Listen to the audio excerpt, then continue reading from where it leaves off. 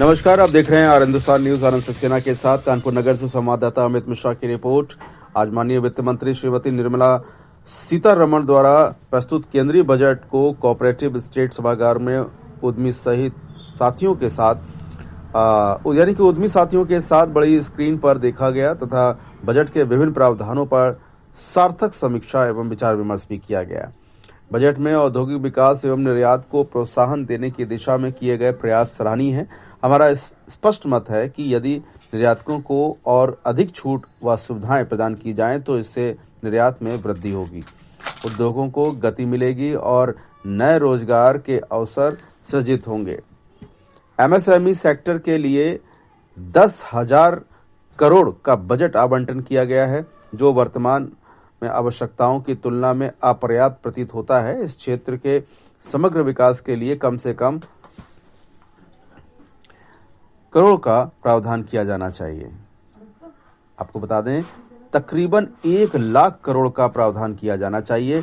साथ ही उन पुराने लघु उद्योगों पर भी विशेष ध्यान दिए जाने की आवश्यकता है जो पिछले लगभग 70 वर्षों से देश की अर्थव्यवस्था को सशक्त बनाए रखने में महत्वपूर्ण भूमिका निभा रहे हैं।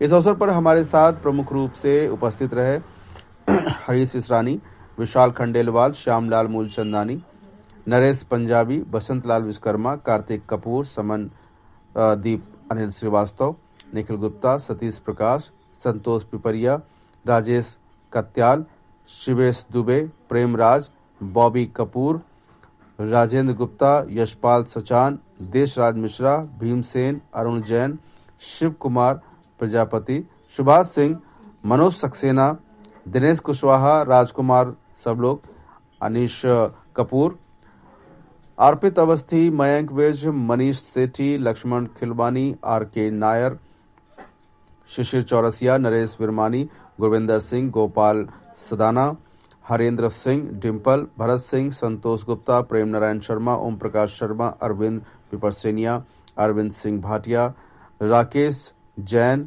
अमित हांडा सहित सैकड़ों उद्यमियों की गरिमामय उपस्थिति रही, जिन्होंने बजट को देखा, समझा और अपने विचार साझा करते हुए इसकी सराहना किया।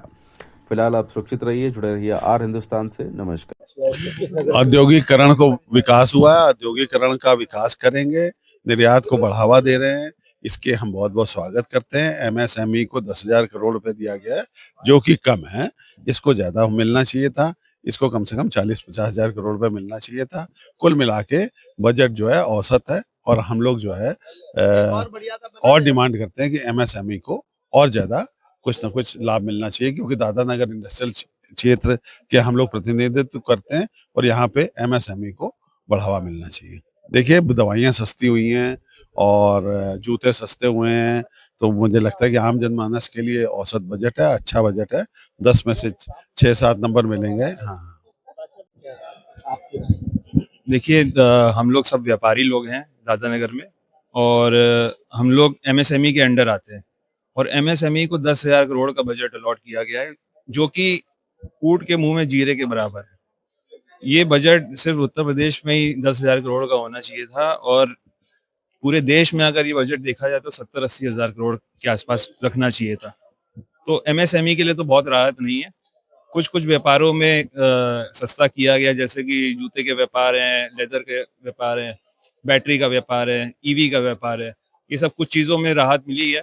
तो इनसे रिलेटेड जो भी इंडस्ट्रियलिस्ट या जो भी व्यापारी होंगे उनको लाभ मिलेगा। लेकिन हमारा लोहे का काम है, तो लोहे के काम में तो कोई खास बजट नहीं है अलॉट किया गया।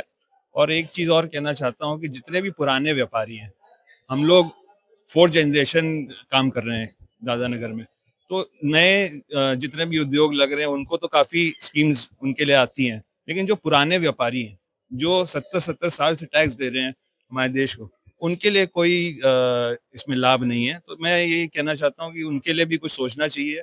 जो पुराने हमारे व्यापारी लोग हैं, कई लोगों की इंडस्ट्री डूब रही है क्योंकि ऑक्सीजन की जरूरत है जो सरकार से उनको मिलेगी।